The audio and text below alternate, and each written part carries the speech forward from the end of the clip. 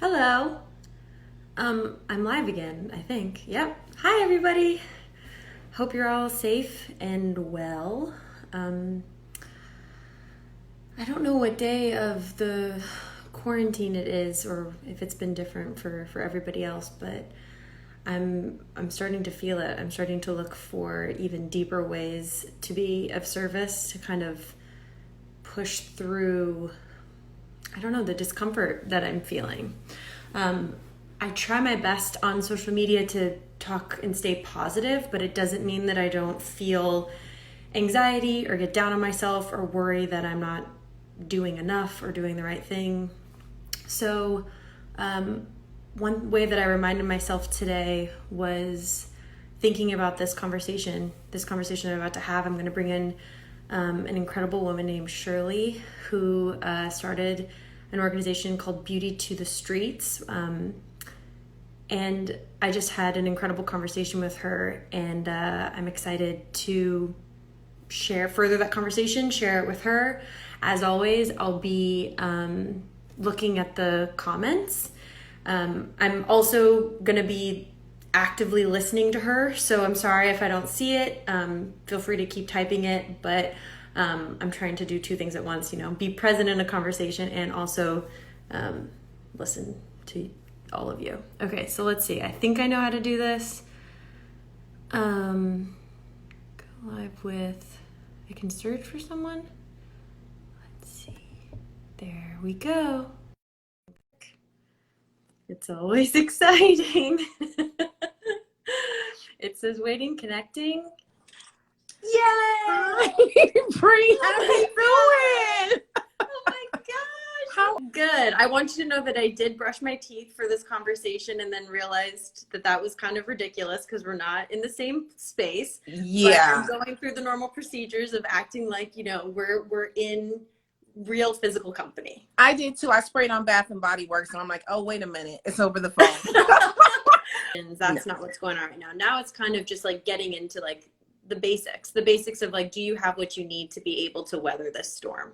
Yeah, because I think when it came to isolating ourselves and the stay-at-home order, a lot of us who were going out to feed the homeless, when we stayed at home, no one was taking them food. So the churches that would come out and help, the nonprofits that would come out and help, we never. I don't think we stopped to think what stay at home means for those people who don't have a home to stay in and depend upon our kindness every single day to eat, to be warm, to be clean. And when we realize that our staying at home puts our family and our community at a greater risk, because let's be honest, I mean, COVID-19 is a concern, but if you follow me, the biggest concern for them is dying of hunger. You and I talked about the clothing aspect as well, and clothing is really important right now. And I think a lot of people feel like giving the homeless secondhand clothing. A lot of comments I get is that insulting? Is that insulting? It's actually practical, because they don't have a place to wash their clothes. So they're going to wear them and wear them and wear them until they can't wear them anymore. So by you giving them your used clothing, that's not insulting at all. That's practical.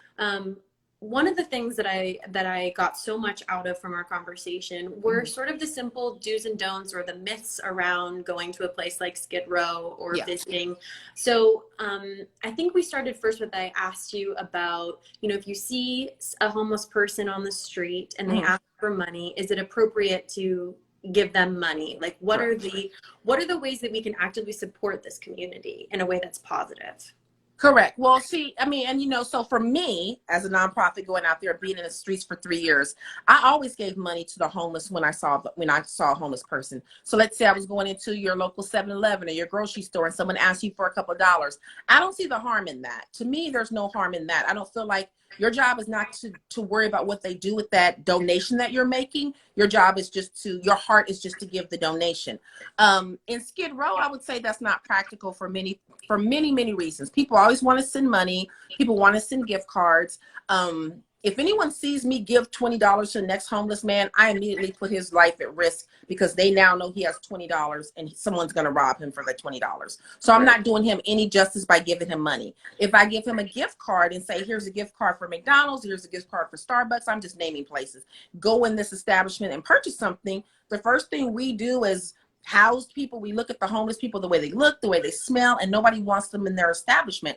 even if they have money in their pocket, even if they have a gift card in their pocket, they're not accepted and treated as human beings as they should. And so people are like, get out of here, get out of here. You know, you're bad for business, you're bad for business. So they don't get to spend the gift card that you gave them or the money because no one wants them in those establishments. So you giving them money is kind of pointless when they really can't spend it. So I think just buying the items yourself for them, giving them the food that they need and buying it for them, I have no problem with that in Skid Row. I think that's practical. Like I said, in front of your grocery store, in front of a 7-Eleven, where it's just one guy over here, you're giving him a couple bucks, he's going inside, you're not putting him at risk at all. I think it's okay to do that. When we had a little kid out there and people he needed shoes, and a lot of people wanted to give me name brand shoes. We have Jordans, we have Mike, we have Nikes, and it's like, name brand thing. I mean, I grew up in the hood, and I'm older, a lot older than everybody else. So I remember when people used to rob people for their shoes that were on their feet, brand new shoes. So you got to think, when you give them name brand things, you put them at risk because everything has value down there. It's kind of like, the end of the world type of scenario. I always compare it to The Walking Dead when, stable-minded people were fighting over a can of beans because it was every man for themselves and they wanted to live and they wanted to live. That's kind of what it is. It's the end of the world down there. So if you give them a pair of Nikes and someone sees value in that, then now you put that person at harm and at risk of being harmed. I'm getting a lot of questions of people asking about what they can do if they don't live in Los Angeles, or what they can do for their local communities. And I don't know if there's other organizations that you know of that you support or know about, but I would say if you don't, then research is going to be the best thing, and paying attention. I mean, one of the things that I've been really amazed by during this time has been just the level of community that has been built and that I hope will be sustained outside of this. I'm noticing even people, even myself, having more conversation with the person who is delivering their mail, to just have the check-in and be like, are you okay? Yeah. How are you doing? And when I went to the grocery store, what would normally be just the like, how you doing? Yeah. I looked at the person in the eye and said, I'm good. Are you good? And they were like, thanks for asking. And it's just, I feel like we're getting outside of niceties and into something that's really vital. So one of the things that I love about you, the work that you're doing even before all of this, is that recognition of opening your eyes to what's happening in your backyard, what's happening in your community. So to anybody else out there who's wondering how they can help, whether it's this or something else that's happening in your community, just look around and see what it is that you can do. I mean, everybody has their specific superpower and the way that they can bring this into this world. So I appreciate it. Amazing. You're amazing. Try. Girl, I shall try. It's hard. It's so hard, girl. It's so hard. But I want to say, like, as I started this video, I don't know what happened, but this morning I woke up and I just felt like an antsiness inside of just just didn't feel right. And this conversation has helped me so much. I hope that other people who have listened to it feel the same way, to remind ourselves that we can take that. Because really, what is that antsiness that I'm feeling? It's energy. It's energy that I can use towards something. And so this is just another way that I can put my energies towards something that's for good. So thank you so much. No, thank you. I think this is amazing. Like, people like you that have a large platform like this, and to use it for the greater good. Like you said, everyone can't come out their pocket financially with money. And I don't even know if that's always the answer.